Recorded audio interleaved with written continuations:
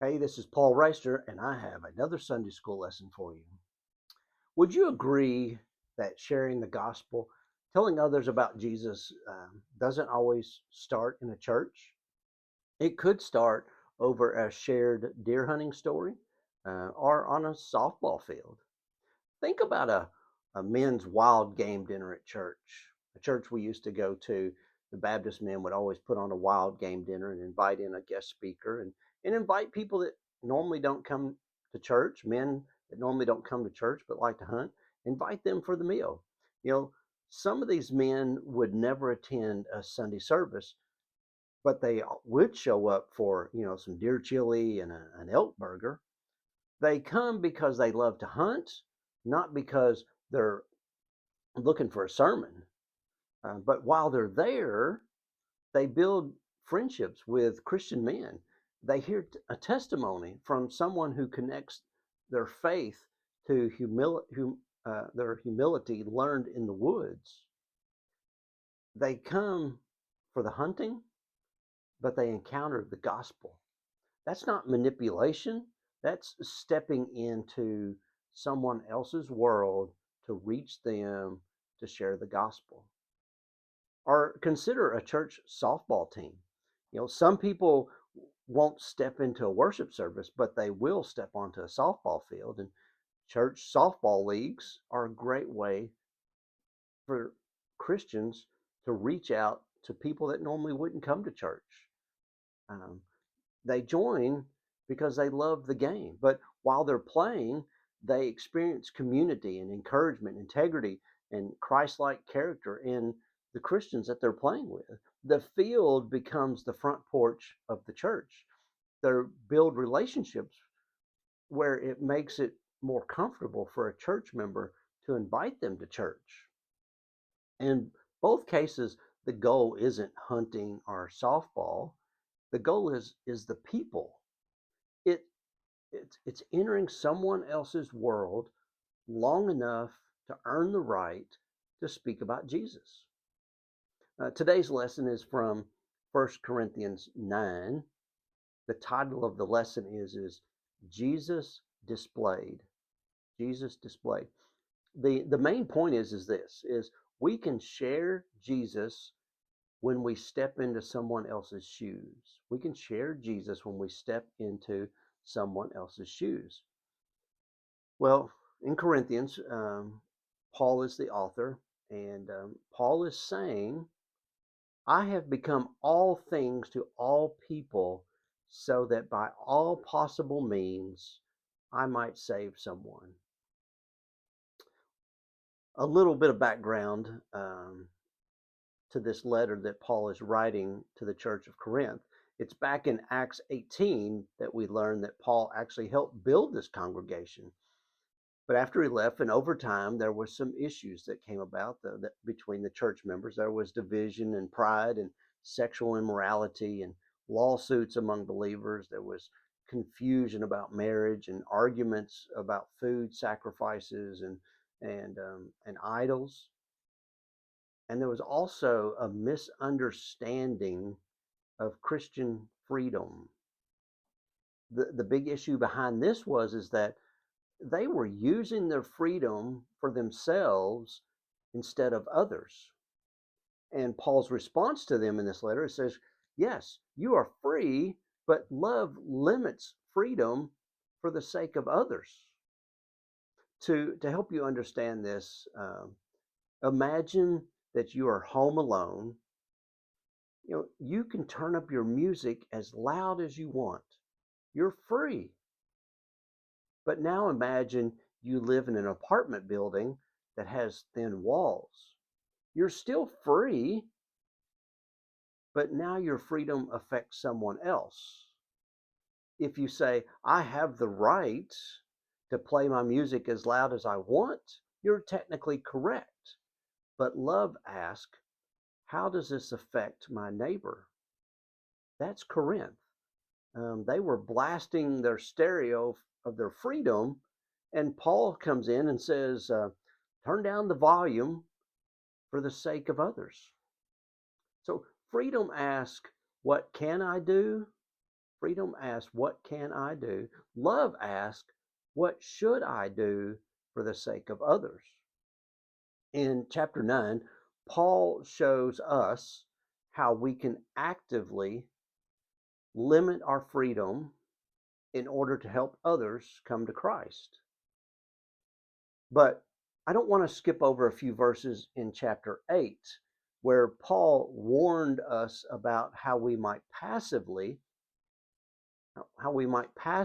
damage our witness to others by carelessly exercising our freedom in a way that causes someone else to stumble.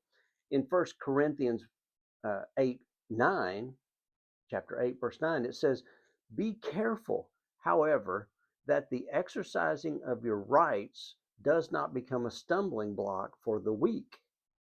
And then following that in verse 13, 1 Corinthians 8, verse 13, it says, "Therefore, if what I eat causes my brother or sister to fall in sin, I will never eat meat again, so that I will not cause them to fall." So I can repeat a cruel or off-color joke that I heard, but should I? How does that affect my Christian walk, and how will it affect how non-believers see me as a Christian? That's my ripple effect. I believe we all have a ripple effect. Of what we do affects other people. We all have influence. So, what's your influence look like? Well, going back to chapter 9, that's where our lesson's at. Paul begins, again, he's going to actively tell them some ways that their Christian influence is being used.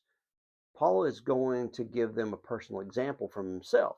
He says, "Let me show you what it looks like to give up your rights for the gospel," is what he's going to be telling us. In verses 1 through 15, I'm just going to paraphrase them real quick. 1 Corinthians 9, verses 1 through 15.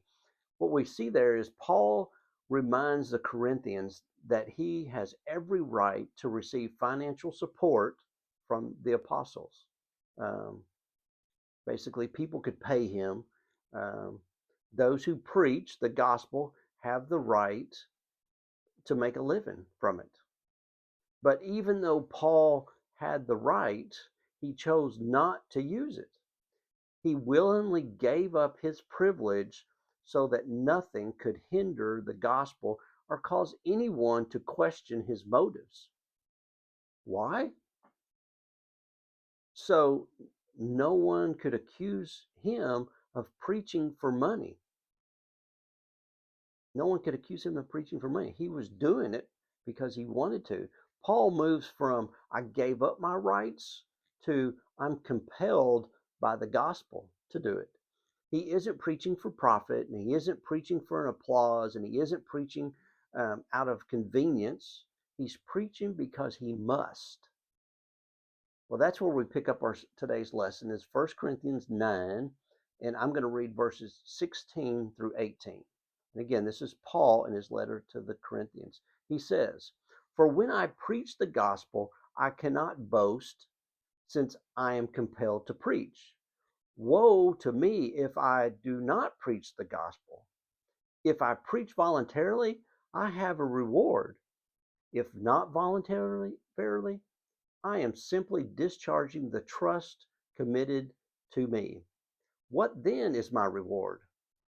Just this, that in preaching the gospel, I may offer it free of charge, and not not make full use of my rights as a preacher of the gospel." So what we see here is that, some people there at Corinth, the Christians in the Corinthian church, viewed sharing the gospel with the lost as kind of like a bonus activity of Christian life. They didn't see it as a baseline requirement for following Jesus, but rather an activity for believers to get bonus points with God. In other words, sharing the gospel was like getting extra credit. But for Paul, it was a basic requirement for him as a believer. If we went and looked at what Jesus told his disciples in Mark 16, verse 15. Jesus told his disciples, it says, go into all the world and preach the gospel to all creation. That is why Paul said he was compelled, because Jesus told his disciples, Jesus was telling all, this is your purpose, to go into the world and preach the gospel. And so that's why Paul said he was compelled. Jesus has commissioned us to go tell others about him. It's not a suggestion, it's a command like a general would give to a soldier. Jesus has sent us, Jesus has sent us to tell everyone we can about him and what he did on the cross and what he wants to do in our lives. Another reason Paul felt such urgency to preach the gospel was that he would face consequences if he didn't preach. He says, woe to me, or in other versions of it, it says, how terrible for me if I didn't preach the gospel. So Paul knew he would answer to God someday if he neglected the calling that was entrusted to him. He, like I said, he felt commissioned to preach. He refused the pay that the Corinthians wanted to give him for carrying out that ministry because he wanted to make it clear that he was a willing servant of Christ. He would accept no payment. He would um, but he was rewarded. He wouldn't accept payment, but he was rewarded. Preaching the gospel that set people free from sin was his reward. The lesson asked us this question. It says, what are some things that get in the way of us sharing Jesus with others? What is something that gets in our way of sharing Jesus with others? And could be rejection, our own pride, could be fear, could be how we fear others might respond if we try to share with them.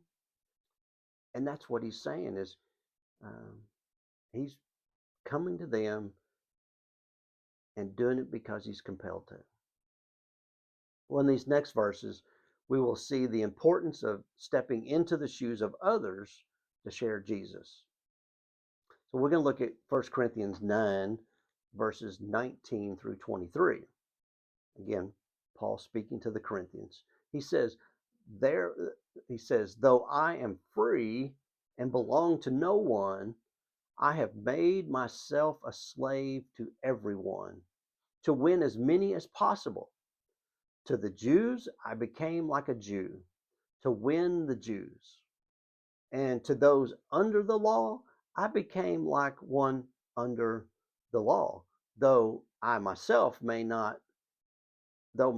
I am not under the law, so as to win those under the law. To those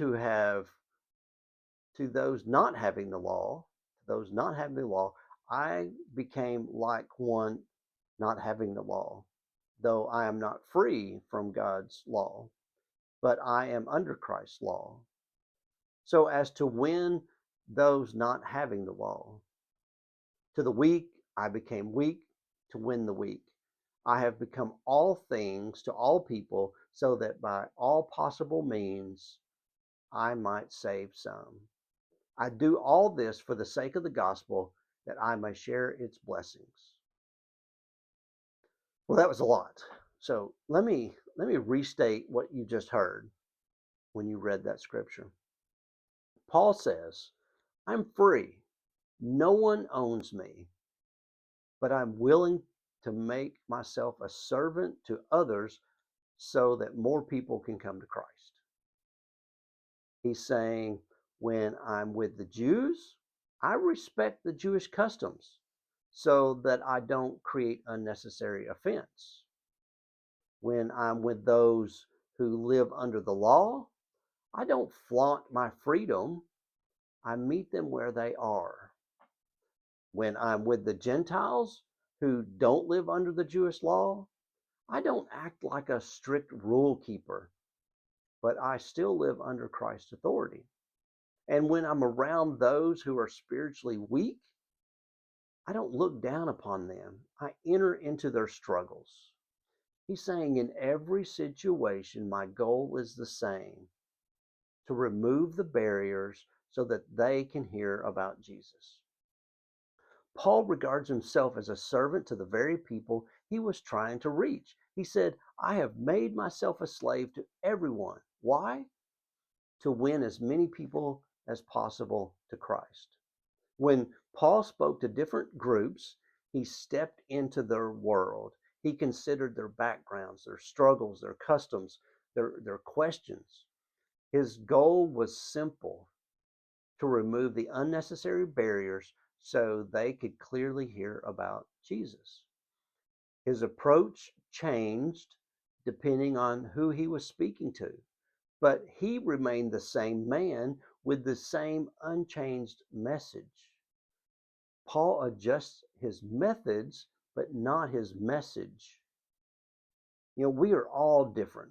We have different educations, different hobbies, different experiences, different preferences, but we all share one thing in common.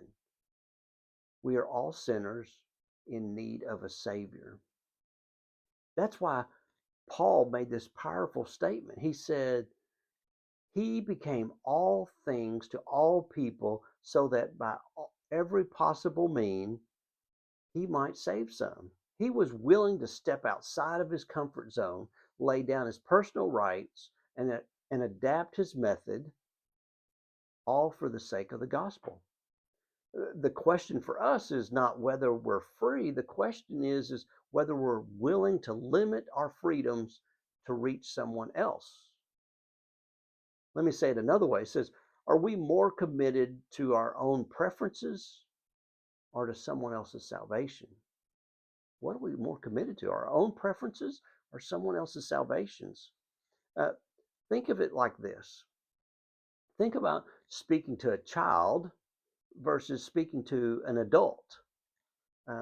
The truth doesn't change, the message doesn't change, but when you're speaking to the child, your vocabulary changes. You bend down, you're simplified, you connect at their level. That's not compromise, that's just love. But I also want to be clear here too. Paul did not become a sinner to reach the sinners. He never compromised his obedience to Christ, but he willingly set aside his personal preferences and his cultural comforts to remove the obstacles to the gospel. Well, in these next verses, we will see that sharing Jesus takes discipline and self-denial. We're going to read 1 Corinthians 9, verses 24 through 27. Again, Paul speaking to the Corinthians. He says, do you not know that in a race all the runners run, but only one gets the prize? So run in a way to get the prize. Everyone who competes in the game goes into strict training. They do it to get a crown that will not last, but we do it to get a crown that will last forever. Therefore, I do not run like someone running aimlessly. I do not fight like a boxer beating the air. No, I strike a blow to my body and I make it a slave so that after I have preached to others, I myself will not be disqualified for the prize. Paul says, don't you know that in a race all the runners run, but only one gets the prize?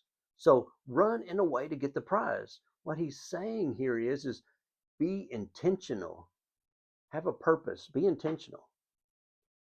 Paul concludes, this discussion with sharing Jesus with these Corinthians, and he uses this sports analogy, this illustration using sports. Just as athletes require self-control to defeat their competitors, Christians need self-control to share the gospel effectively. This self-control is comprised of at least two components, which is discipline and perseverance.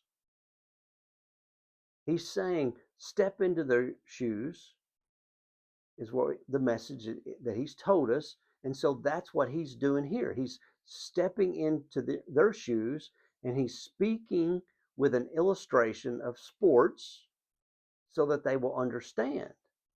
So when Paul talks about running a race and winning a crown, his audience immediately pictures the athletes they have seen competing. Well, what was going on is in those days in Corinthians, um, for those people in Corinth, they had what they called the Ishmael Games. The Ishmael Games. And as I was studying for this lesson, one person said that these Ishmael Games back in those days was like the Super Bowl and the Olympics for us, all rolled into one for the people of Corinth. And so the people of Corinth were used to these activities, these athletic sports things happening every year, and everyone knew what it took to compete. Everyone had seen the sacrifice that the athletes made. The athletes trained for months. They had strict diets and daily workouts and disciplined routines. They gave up comfort for the sake of victory. Paul, using this same analogy, this illustration, is saying to live your Christian life with that same intentional discipline. In the Ishmael Games, the winner receives a crown made of leaves, a wreath that would wither someday. Paul's point is if athletes discipline their bodies for a temporary crown, how much more should believers discipline themselves for an eternal crown, an eternal reward? He says every athlete exercises self-control in all things. They say to no to certain foods. They say no to laziness. They say no to distractions. Why? Because the goal matters more than the moment. And that's when Paul brings it all home when he says, I do not run like someone running aimlessly, and I do not fight like a boxer beating the air. In other words, he's saying, live with a purpose. He lives for a purpose to share the gospel. He lives with intention. And that's what he's telling us here, is to live with intention. He's saying, I discipline my body and keep it under control so that after preaching to others, I myself will not be disqualified. He's warning against living inconsistently. He's warning against living inconsistently. So like preaching self-denial while living undisciplined. He's saying he walks the walk and he talks the talk. He refuses to be a spiritual counterfeit. Paul did not want to preach about self-denial and then fail to practice it himself. He wanted his life to match his message. Imagine an Olympic runner who tells everyone how to train, but never trains himself. Or imagine a boxing coach who never steps into conditioning. Eventually, the inconsistencies show. Paul says, that will not be me. That will not be me. His discipline, he disciplines himself because the mission matters. Here's the bridge. Here's from these verses that we read. Here's the bridge. Verses 19 through 23 say, step into their world. Step into the world. While verses 24 through 27 say, prepare yourself spiritually to do it. Evangelism isn't accidental. It requires intentional living. Think of it like this. A farmer doesn't wait until his harvest is prepared. The work happens months earlier, plowing and planting and fertilizing and watching and waiting. Similarly, sharing Jesus is similar to that. There's many conversations that happen beforehand. You have to be prepared. It takes time as you're trying to reach people that are lost. Here are 6 ways that believers can discipline themselves to be more prepared to share the gospel. Number one is pray daily, especially for lost people. Pray daily. Mention them by name. Pray daily. Mention people by name when you pray for other people. Discipline begins in private before it shows up in public. Number two is to practice sharing your testimony and try to do it in 3 minutes, under 3 minutes. If you can't articulate your story, then fear will silence you. And number three is study the scripture regularly. Study the scripture. You cannot share what you do not know. And number four is step intentionally into environments with unbelievers. Step intentionally into environments with unbelievers. Don't stay in isolation. Be engaged. Number five is say yes to uncomfortable conversations. Self-discipline often means choosing courage over comfort. And number six is guard personal holiness. Guard personal holiness. Um, being a hypocrite disqualifies your influence. Being a hypocrite disqualifies your influence. If you tell people what is right, but you don't do it yourself, they won't take your Christianity very serious. Probably not serious at all. So your actions have to meet your words. If your actions and your words don't match up, that's where being a hypocrite disqualifies your influence as a Christian. So as we circle back around to the beginning of the lesson where we talked about stepping into the shoes of others to share Christ, I also want to look at what Paul said in 1 Corinthians chapter 10, verse 33. He says, I am not seeking my own good, but the good of many, so that they may be saved. That's the heart of stepping into someone's shoes. Not my comfort, not my preference, not my reputation, but their salvation. And think about, again, how we started this lesson. We talked about a wild game dinner. We talked about a softball game. Those are ways to step into someone else's worlds. They're not gimmicks, they're bridges. Relationships take time. Conversations take patience. Seeds take time to sprout and to grow before there's a harvest. But there's a deeper question that Paul's forcing us to ask is, why are we sharing? Is it simply to win an argument, to grow a church, or check a box? Or is it because we genuinely care about people? Are we sharing because we genuinely care about people? Compassion. Paul was not driven by his ego. He was not driven by numbers. He was driven by love, the love for other people. He says, I do this for the sake of the gospel. I do all this for the sake of the gospel. He's stepping into someone else's world, and it requires compassion. Staying faithful requires discipline. We don't lower our values to reach somebody, but we do lower our pride. We lower our comfort. We lower our preferences because souls are worth it. Matthew 28, verses 19 through 20, this is basically what they tell us. Matthew 28 tells, go therefore and make disciples of all nations. That's what Jesus said. Go therefore and make disciples of all nations. That is the clearest command. Evangelism is not optional for the church. It is part of our marching orders. Acts 1:8 says, you will be my witness. Notice it doesn't say you might be my witness. It says you will be my witness. Witnesses are part of our identity. 1 Corinthians 5:20, we are therefore Christ's ambassadors. Ambassadors do not represent themselves. They represent a king. The gospel doesn't change. The gospel doesn't change, but love will change how we approach people. Are we willing to discipline ourselves and step into someone else's world so they can step into eternity?